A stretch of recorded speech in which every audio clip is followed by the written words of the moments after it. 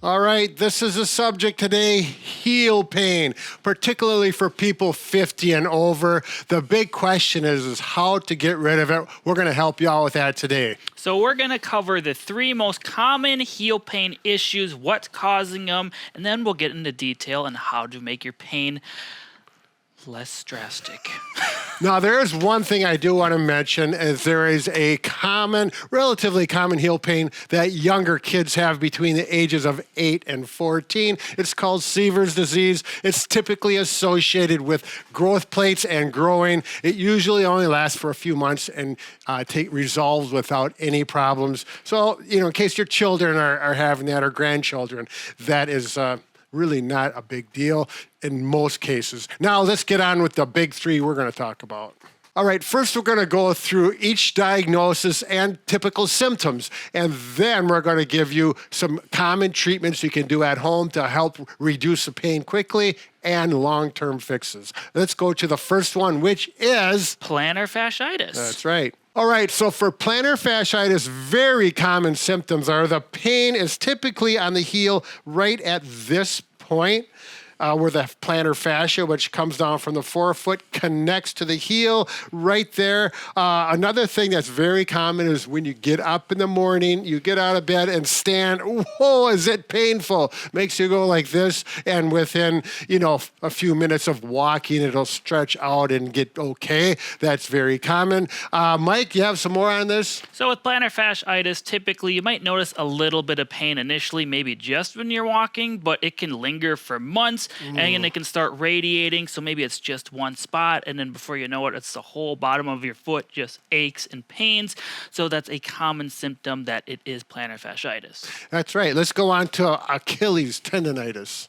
So with Achilles tendonitis, typically it's not located directly on your heel. It's more your Achilles tendon, which is located in the back of the foot above the heel region. You can have tenderness or pain here. It can radiate down into the foot a bit, or it can even go up into the calf. Right. Now, Achilles tendon is responsible for holding and moving most of the weight of your body every step. So naturally, that is when the pain gets worse when you're walking, particularly uneven terrain or going up hills particularly will irritate it, flare it up, and cause you more pain. Oftentimes doing steps can make it more aggravated as well because you're really kind of stretching that Achilles tendon area. That's right. Okay, the third one is probably the least common amongst these 3, and that's a stress fracture to the calcaneus, or the heel bone. As you can see, it's a quite large bone. Now, what happens is the bone does not actually fracture like you think a complete fracture. Very small cracks can form in there, and it's typically as a result of repetitive motion or something new, some activity that's new to a person. And this can cause a lot of pain, and it's typically throughout the calcaneus. It may be more in one area than the other, which is different than plantar fasciitis, where it's in that one spot. Sometimes a sudden jar or impact that is hard and uncertain can cause a calcaneal fracture as well. And typically with these, you want to stop walking or running, whatever you're doing, jumping maybe. You want to avoid any impact or stress on it. Oftentimes you're going to go see the doctor. They may give you some type of splint or walking boot or even crutches just to get off it, because with bones, it just takes time to heal. That's right. Actually, with stress fracture in the calcaneus, they recommend 3 months, 12 weeks, to get things to heal up properly with modified behavior, which is pretty tough for a lot of people. Anyways, with all 3 of these, it's very common.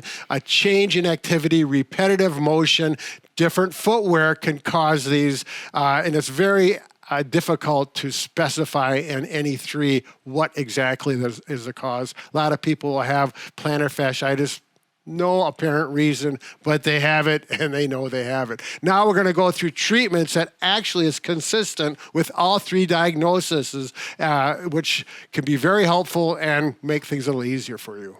All right, again, with all of these, you want to keep the calf muscles loose, and that's going to reduce stress on the tendon, the plantar fasciitis, as well as the calcaneal stress fracture. So you can either do it. A good thing to do is before you get out of bed. Mike is laying as if he's in bed, or before you get up and walk around. So I'm going to be doing it in a chair as if I got out of bed and I'm sitting down in the bedroom yet. Stretch that calcaneus and stretch that tendon and get that whole unit stretched. Mike, show them a good way to do it. So I'd be stretching my right foot here. If you're comfortable in this type of position, we call this a figure 4, cross-leg position. You can easily reach your foot this way. Simply grab the top of the foot and the toes and bring them up towards your shin. This is going to stretch. You can see my plantar fascia right here. It can also get into the calcaneus. Achilles tendon. Achilles tendon, and calf. They're actually all connected. So you get a nice good stretch here. You can do repetitions with it. You can hold it for 10 to 30 seconds, whatever feels comfortable. Obviously, if you have really touchy plantar fasciitis, don't be too aggressive. Just kind of warm it up a little bit. Another thing you can do is you have a cane that's not a hook cane, but one that's like this while you're seated.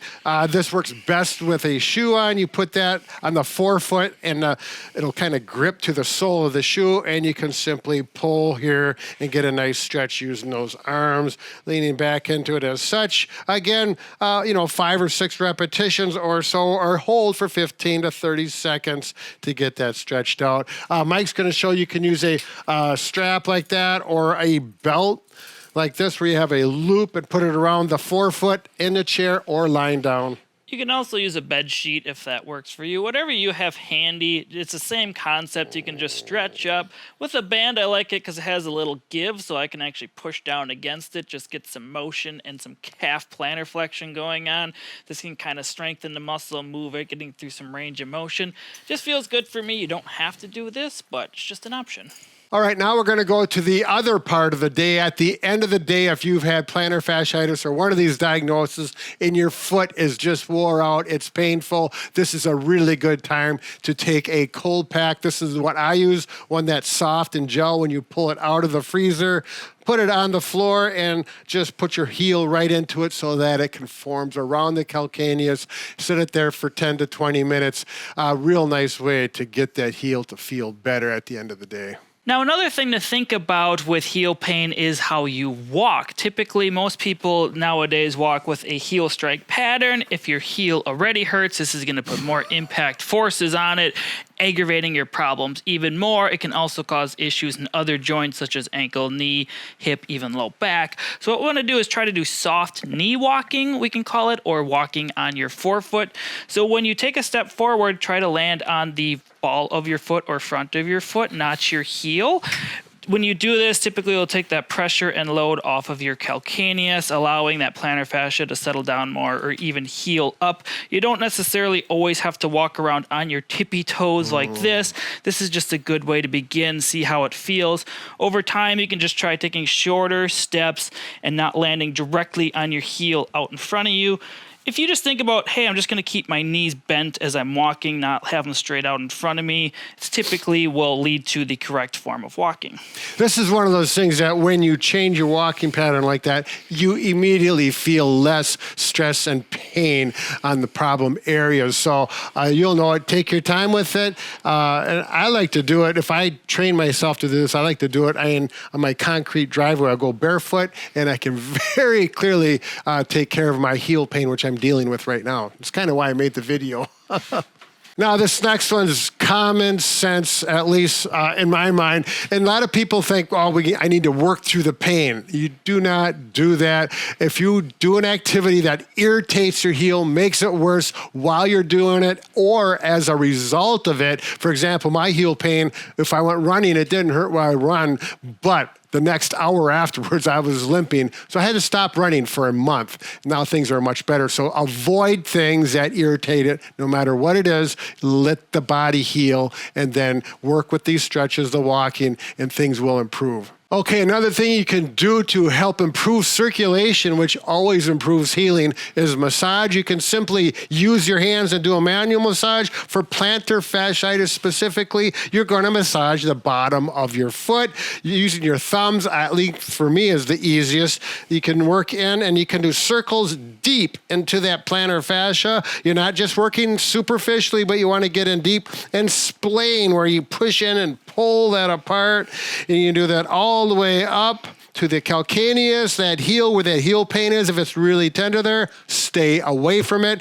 Now we can do the same thing. Remember that this tissue is connected via the calcaneus or the heel to the calf muscles. If those muscles get tight, it will affect that heel pain. So we massage the big muscle here, the calf, the, what are the muscles there? Soleus and the gastrocnemius.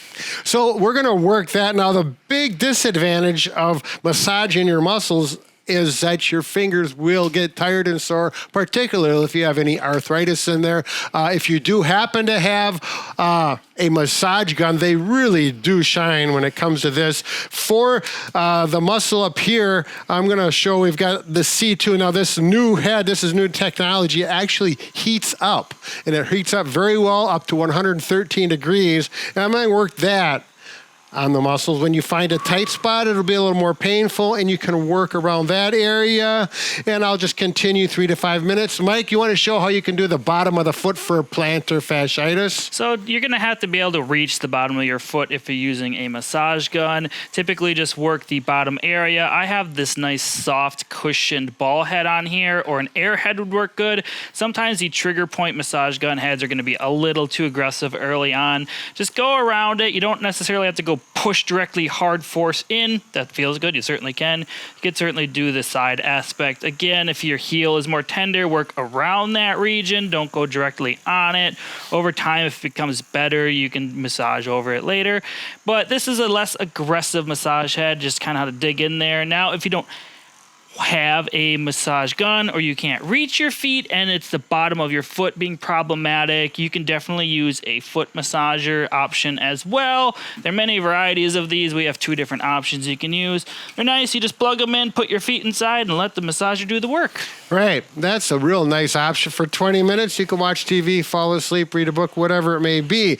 So hope you find these tips helpful. You'll find at least 1 or 2 of these options helpful to reduce some pain and speeding up your recovery. What do we got? Another video that can help these people out? If you want to check out another video on how to stop foot pain with walking, whether it's heel, arch, or even forefoot, you can click the video link on the screen. And I'm just going to keep massaging this because this feels nice. It really does.